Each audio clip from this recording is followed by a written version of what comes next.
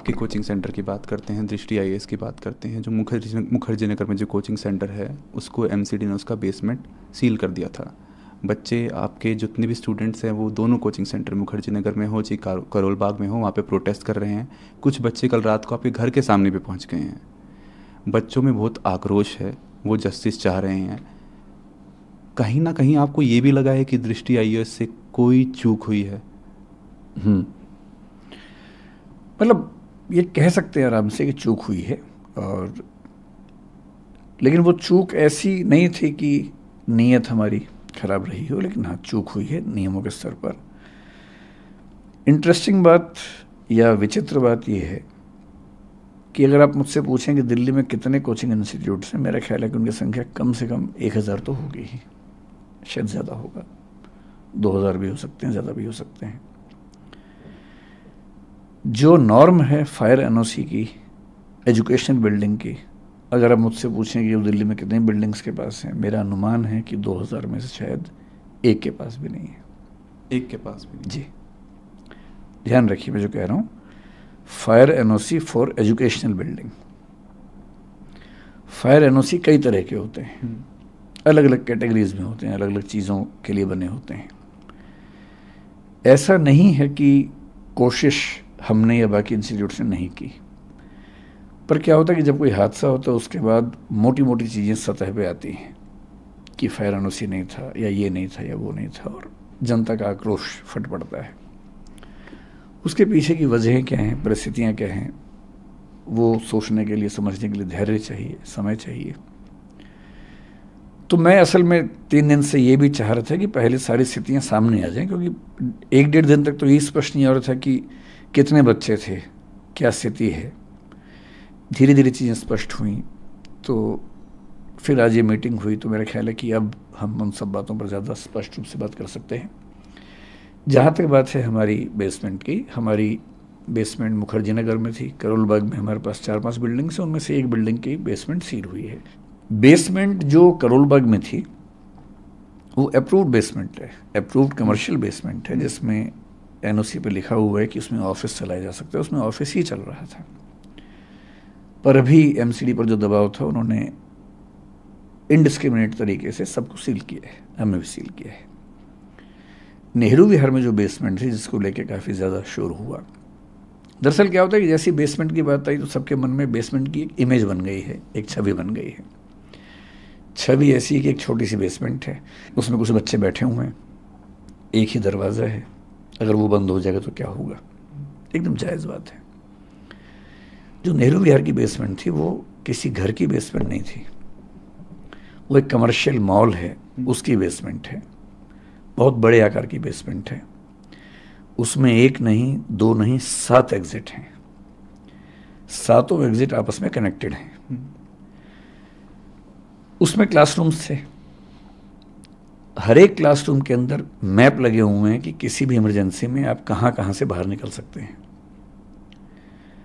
हमारे स्टाफ के जितने मेंबर्स हैं उन सब की ट्रेनिंग वहाँ पर लगातार होती है। फायर डिपार्टमेंट की मॉक ड्रिल्स वहाँ पर लगातार स्टाफ के साथ होती हैं। मैं अपने होशो हवास में ये बात कह रहा हूँ कि हमें 3 दिन पहले जो इंसिडेंट हुआ उसके पहले ये एहसास था कि वो बेसमेंट शायद दिल्ली के सबसे सेफ इंफ्रास्ट्रक्चर्स में से एक है, क्योंकि जहाँ तक फायर की बात है, और वो बिल्डिंग बनी है नेशनल बिल्डिंग कोड के जो लेटेस्ट प्रतिमान है उनके हिसाब से, क्योंकि वो बिल्डिंग हाल ही की बनी हुई 10-12 साल पहले की बिल्डिंग है। जब वो बिल्डिंग बनी, क्योंकि हम उसके मालिक नहीं हैं, हम उसके टेनेंट हैं, जो उसके मालिक हैं, जब हमने उनसे पूछा, क्योंकि पिछले 1-2 साल से ये प्रोसेस ज़्यादा हुआ शुरू, हमने उनसे पूछा कि क्या आपके पास अथॉरिटी है। उन्होंने कन्वेंस डीड की कुछ चीज़ें अंडरलाइन करके दी, जो उन्होंने हाई कोर्ट में भी दिखाई। हाई कोर्ट में इस पर 1-1.5 साल से केस भी चल रहा है। डीडी और एमसीडी के बीच में कुछ कन्फ्यूजन्स हैं, कई चिट्ठियाँ एमसीडी ने लिखी हैं, कई डीडी ने जवाब दिए हैं। अब कोर्ट में कल फिर उसकी अर्ली हियरिंग होने वाली है, उसमें वो बात भी आने वाली है 28 अगस्त को, वरना वो हियरिंग थी ही 28 अगस्त को। फैसला वैसे भी होने वाला था कि ये अलाउड है या नहीं, उसके बाद हम शायद हटते ही। और पिछले 1 साल में हमने अपने स्टूडेंट्स को, न केवल क्लास में मैंने बताया कई बच्चों को, अब जो एकदम लेटेस्ट वाले बच्चे हैं उनको छोड़ दें, क्लास में जा जा के सबको बताया कि ऐसा हो सकता है कि हमें इसकी परमिशन ना मिले, उस केस में हम शिफ्ट करेंगे। यहाँ तक कि उनसे, आज से करीब 1 साल पहले की बात होगी, उनसे हमने ऑनलाइन एक फॉर्म भरवाया कि उस केस में वो कहाँ जाना पसंद करेंगे, करोलबाग जाना पसंद करेंगे, यहाँ रहना पसंद करेंगे, या अभी तय नहीं कर पा रहे हैं, बाद में तय करेंगे। वो डेटा हमारे पास पूरा है कि उन बच्चों ने 1 साल पहले क्या क्या वोट भरा। और सहमति ये थी कि अभी सरकार में वो हाईकोर्ट में केस चल रहा है, जैसे उस पर कोई निश्चित निष्कर्ष आएगा उसके बाद हम उस तरह से काम करेंगे। हमें ऐसा लगता था कि जो चिंता ज़्यादा फायर की है, और ऐसा पिछले साल हुआ भी था। दिल्ली में एक घटना हुई थी, कुछ साल पहले सूरत में हुई थी, अभी गुजरात में 1-2 घटनाएं और घटी हैं कि गेमिंग जोन में अचानक आग लगी। दिल्ली में जिस तरह की गर्मी इस साल थी, उस समय हम भगवान से प्रार्थना करते थे कि किसी इंस्टीट्यूट में कोई हादसा ना हो जाए, क्योंकि इतनी गर्मी थी, रात दिन एसी चल रहे थे, उतना लोड उठाना बड़ा मुश्किल होता है। मुखर्जी नगर की बात नहीं है, पूरी दिल्ली में जहाँ जहाँ कोचिंग इंस्टीट्यूट्स हैं, आप कहीं जाके सर्वे करके देखिए, अधिकांश इंस्टीट्यूट्स में केवल एक एंट्री एक एग्जिट है, एक ही रास्ता है। सबसे बड़ी चिंता, उसी रास्ते पर मीटर लगे हुए बिजली के। जो पिछले साल दिल्ली की एक संस्था में आग लगी जिसमें कुछ बच्चों को 3rd फ्लोर से जंप लगाना पड़ा, चोटें लगी, लेकिन गनीमत है कि कोई कैजुअलिटी नहीं हुई। क्या हुआ था उसमें? एक ही रास्ता है, उसमें मीटर है, उसमें आग लग गई, धुआं ऊपर गया। और शुरू में बच्चे ऊपर छत पे नहीं जा पा रहे थे, बाद में खैर दरवाज़ा खुला, वो चले गए वहाँ पर, लेकिन तब तक कुछ बच्चे जंप लगा चुके थे। चाहे सूरत हो चाहे कुछ भी हो, मूल खतरा आग से होता है। और दिल्ली में जब गर्मी पड़ती है, और जब सर्दियाँ पड़ेंगी, सर्दी में फिर हीटर चलेंगे बहुत ज़्यादा, गर्मी में विशेष रूप से 1 महीना इतनी दिक्कत रहती है। और इस साल हमने पहली बार ऐसा किया कि गर्मियों में बच्चों को ये कह के लगभग 15 दिन या 1 महीने की छुट्टियाँ दी, ऑनलाइन क्लास करवाई कि गर्मी ज़्यादा है, कहीं इस समय ऐसा ना हो कि एसी चलने से कोई आग लग जाए, हादसा हो जाए। ये पहली बार हुआ। और 3-4 इंस्टीट्यूट जो मेरे परिचय में थे उस समय, मैंने उनसे भी निवेदन किया था कि गर्मियाँ ज़्यादा हैं और कहीं कोई दिक्कत ना हो तो आप भी हो सके तो छुट्टियाँ करें या ऑनलाइन क्लास करें कुछ दिनों के लिए। हमारे जहन में ये बात कभी आई नहीं थी कि पानी भर सकता है। आज से 3 साल पहले केवल एक घटना हुई जब दिल्ली में यमुना का पानी बहुत बढ़ा। इस मॉल के पास में एक नाला है, करीब 50 एरियल डिस्टेंस 50 मीटर के आसपास या 30 मीटर के आसपास होगा वहाँ से, उसमें पानी का लेवल भरने लगा।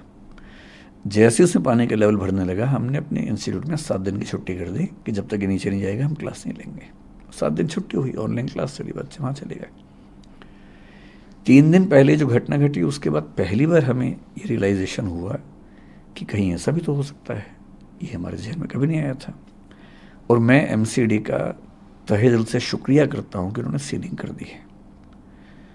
और मैं चाहूँगा कि पूरी दिल्ली में जहाँ भी कोई ऐसी बिल्डिंग हो जहाँ अनसेफ तरीके से क्लासेस चलती हों, हमारी हो किसी की भी हो, स्ट्रिक्ट एक्शन हो, लेकिन एक पॉलिसी सरकार की तरफ से बन जाए, जो पॉलिसी मतलब क्लियर कट हो, ट्रांसपेरेंट हो। जैसे भी फायर सर्टिफिकेट को लेकर बड़ी दिक्कत है। आप फायर डिपार्टमेंट से सर्टिफिकेट जब मांगते हैं, पहली बात तो सीधे इश्यू नहीं करते, वो कहते हैं कि आप एमसीडी के थ्रू आओ, डीडीए के थ्रू आओ। आज की मीटिंग में ये प्रस्ताव भी रखा गया और आज फायर डिपार्टमेंट ने कहा कि हमें ऐसी व्यवस्था बनाएंगे कि सीधे हमसे आप सर्टिफिकेट ले सकते हैं। फायर डिपार्टमेंट से सर्टिफिकेट मिलता भी है तो उस पर क्लियर क्या लिखा होता है, क्योंकि वो बिल्डिंग कमर्शियल है तो कमर्शियल सर्टिफिकेट है। एमसीडी कहती है कि एजुकेशनल सर्टिफिकेट चाहिए।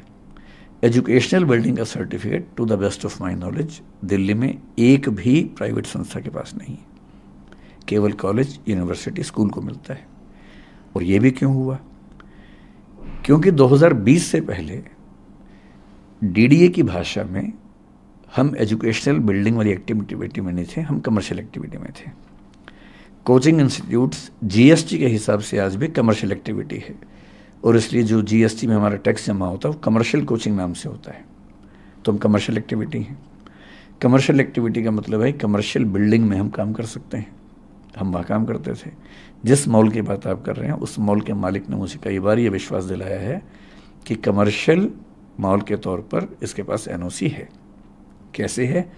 कन्वेंस डीड में लिखा हुआ है, DDA is giving the conveyance deed on the basis of the fire clearance received from the fire department. लेकिन बेसमेंट के पास पूरी क्लैरिटी ऐसी नहीं थी।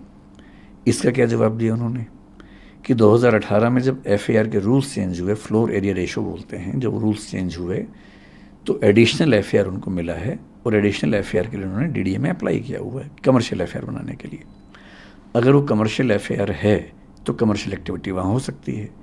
We have been under this impression, और हमेशा ध्यान रखना है जब बेसमेंट को लेके हमें खूब आजकल नाराज़गी है, ठीक है होनी चाहिए, हम एकदम सहमत हैं कि बेसमेंट सील हो जानी चाहिए, लेकिन दिल्ली की मेट्रो बेसमेंट में चलती है, अंडरग्राउंड ही चलती है, पालिका बाज़ार बेसमेंट में ही है, दिल्ली के लगभग हर मॉल में बेसमेंट में बहुत बड़े शॉपिंग कॉम्प्लेक्सेस हैं, वहाँ लाखों लोग शॉपिंग करते हैं वहाँ पर, क्योंकि वहाँ की जो बेसमेंट्स हैं ठीक तरीके से बनाई गई हैं। और कमर्शियल मॉल की तरफ से हमें ये बार बार आश्वासन मिला कि वो बेसमेंट उसी तरीके से बनी हुई है, और उन्होंने कहा कि हमने DDA में अप्लाई किया है कि हमें कमर्शियल FAR में इसका NOC मिले। अगर कमर्शियल NOC मिल जाता, NOC क्यों नहीं मिल रहा?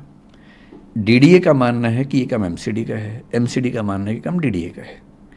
MCD ने कई पत्र DDA को लिखे, DDA ने कई पत्रों में जवाब MCD को दिया, और यहाँ तक कहा कि हमारे पास डॉक्यूमेंट्स नहीं हैं, ये आपको देखना पड़ेगा। पिछली मीटिंग में